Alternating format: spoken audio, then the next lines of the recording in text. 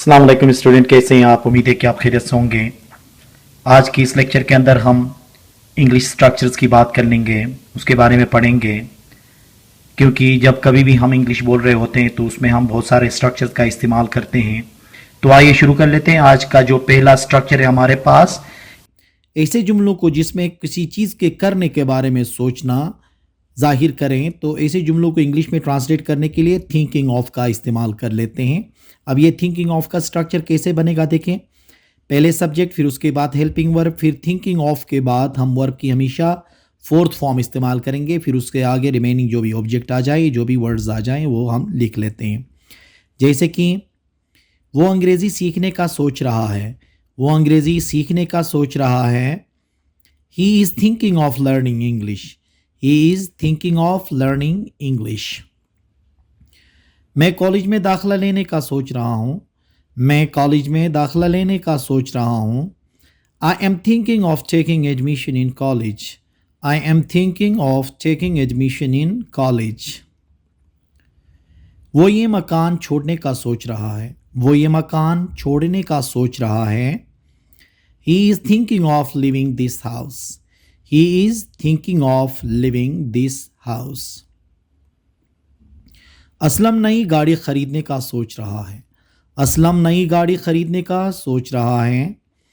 Aslam is thinking of buying a new car, Aslam is thinking of buying a new car. वो London जाने का सोच रहा है, वो लंदन जाने का सोच रहा है। He is thinking of going to London, he is thinking of going to London. देखें, तब से के लिए इंग्लिश में इस्तेमाल होता है since then.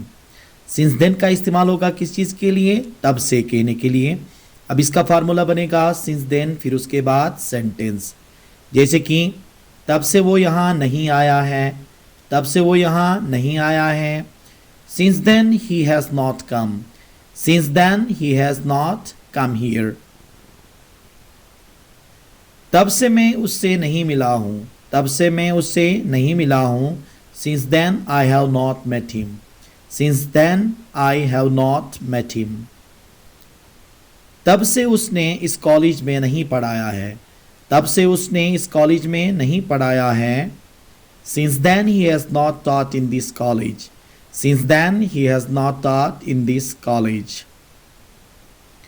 तब से असलम ने कुछ नहीं खाया है, तब से असलम ने कुछ नहीं खाया है। since then Aslam has not eaten anything, since then Aslam has not eaten anything. It's all about इस चीज़ के लिए इस्तेमाल होता है। सारा खेल कहने के लिए क्या करते हैं हम? इट्स ऑल अबाउट का इस्तेमाल कर लेते हैं। इसका जो स्ट्रक्चर होगा वो इस तरह होगा। इट्स ऑल अबाउट के बाद हम अदर वर्ब, मतलब यहाँ पे हम ऑब्जेक्ट भी इस्तेमाल कर सकते हैं या तो वर्ब इस्तेमाल कर सकते हैं। अगर वर्ब हम इस्तेमाल करेंगे तो वर्ब की हम फोर्थ फॉर्म इस्तेमाल करेंगे, या तो कोई नाउन भी यहाँ पे आ सकता है। मतलब इट्स ऑल अबाउट के बाद हम नाउन या कोई भी वर्ड इस्तेमाल कर सकते हैं। अगर हम वर्ब इस्तेमाल करें तो वर्ब की कौन सी फॉर्म इस्तेमाल करेंगे? फोर्थ फॉर्म का इस्तेमाल करेंगे। अब मुख्तलिफ एग्जाम्पल से हम इसको समझ लेते हैं। जैसे कि देखें, सारा खेल पैसों का है, सारा खेल पैसों का है, तो क्या होगा देखें, it's all about money, it's all about money. सारा खेल शोहरत का है, सारा खेल शोहरत का है। It's all about popularity, it's all about popularity. यहां सारा खेल सियासत का है, यहां सारा खेल सियासत का है। Here it's all about politics, here it's all about politics. यहां सारा खेल किस्मत का है, यहां सारा खेल किस्मत का है।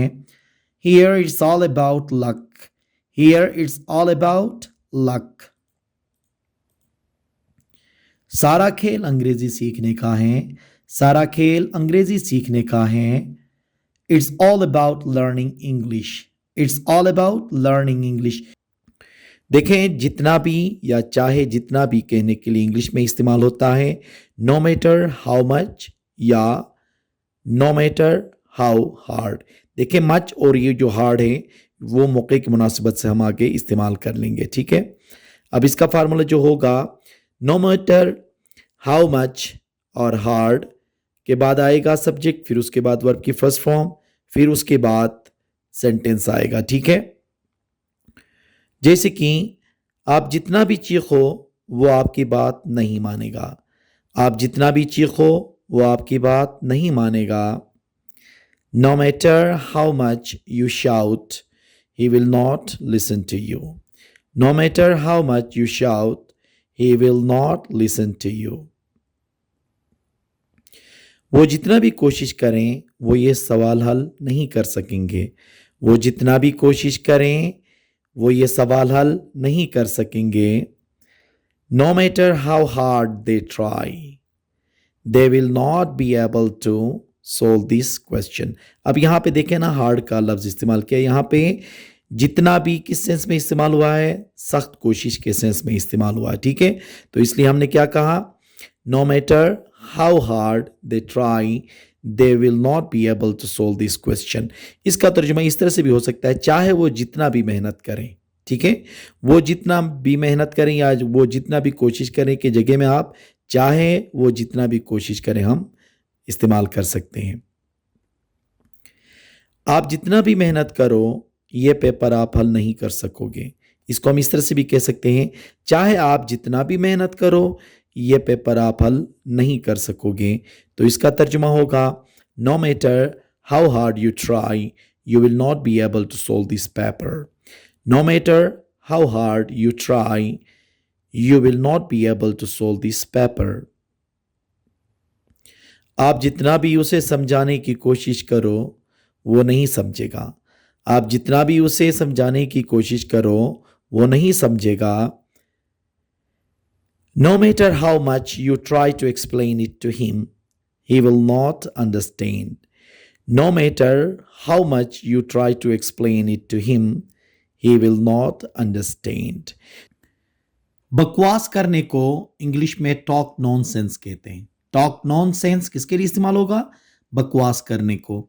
अब इसका फार्मूला कुछ इस तरह से बनेगा, स्ट्रक्चर सबसे पहले सब्जेक्ट, फिर उसके बाद हेल्पिंग वर्ब, फिर टॉक नॉनसेंस, उसके बाद अदर वर्ड्स, इसके बाद कोई सेंटेंस भी आ सकता है। अब हेल्पिंग वर्ब के साथ ये टॉक जो होगा वो क्या होगा, वो चेंज होता चला जाएगा। अगर वॉज आ गया तो टॉकिंग होगा, एम आया तो टॉकिंग होगा, ठीक है। डू एंड डज के साथ टॉक ही रहेगा। इसी तरह से ज़माने के साथ, टेंस के साथ ये टॉक क्या होगा, चेंज होता चला जाएगा। जैसे कि वो बकवास कर रहा है, वो बकवास कर रहा है, he is talking nonsense, he is talking nonsense. बकवास मत करो मेरी बात सुन लो, बकवास मत करो मेरी बात सुन लो। Don't talk nonsense, listen to me. Don't talk nonsense, listen to me. आप बकवास क्यों कर रहे हो, आप बकवास क्यों कर रहे हो। Why are you talking nonsense? Why are you talking nonsense? कौन बकवास कर रहा है, कौन बकवास कर रहा है। Who is talking nonsense? Who is talking nonsense? बकवास मत करो वरना मार खाओगे, बकवास मत करो वरना मार खाओगे। Don't talk nonsense otherwise you will be beaten. Don't talk nonsense otherwise you will be beaten. Turn out to be, देखें ऐसे जुमलों के लिए हम क्या इस्तेमाल करते हैं, turn out to be का इस्तेमाल करते हैं। अब इसका फार्मूला कुछ इस तरह से बनेगा, सब्जेक्ट, फिर उसके बाद टर्न आउट टू बी, फिर उसके बाद हम एडजेक्टिव लगाएंगे। जैसे कि आपका दोस्त तो धोखेबाज निकला, आपका दोस्त तो धोखेबाज निकला। अब इसका ट्रांसलेशन क्या होगा, देखें, your friend turn out to be a cheater, your friend turn out to be a cheater. वो तो बहुत चालाक निकला, वो तो बहुत चालाक निकला। He turned out to be a very clever. He turned out to be a very clever. ये गाड़ी तो पुरानी निकली, ये गाड़ी तो पुरानी निकली। This car turned out to be old. This car turned out to be old. ये लिफाफा तो खाली निकला, ये लिफाफा तो खाली निकला. This envelope turned out to be empty. This envelope turned out to be empty. सारे सेब सड़े निकले, सारे सेब सड़े निकले. All apples turned out to be rotten. All apples turned out to be rotten. आपका भाई तो बहुत ज़हीन निकला, आपका भाई तो बहुत ज़हीन निकला. Your brother turned out to be very intelligent.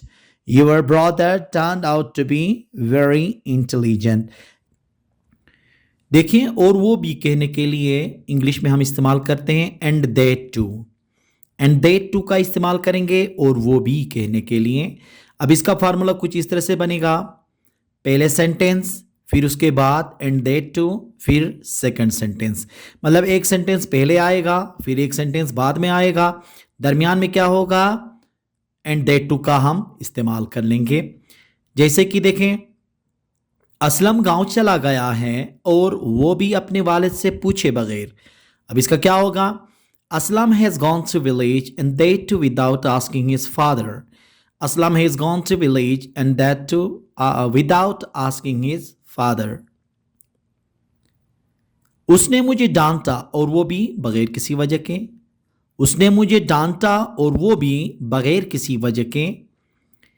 He scolded me and that too without any reason. He scolded me and that too without any reason. उसने गाली दी और वो भी अपने भाई के सामने. उसने गाली दी और वो भी अपने भाई के सामने. He abused and that too in front of his brother. He abused and that too in front of his brother. उसने मेरा जिक्र किया और वो भी सबके सामने. उसने मेरा जिक्र किया और वो भी सबके सामने. He mentioned me and that too in front of everyone.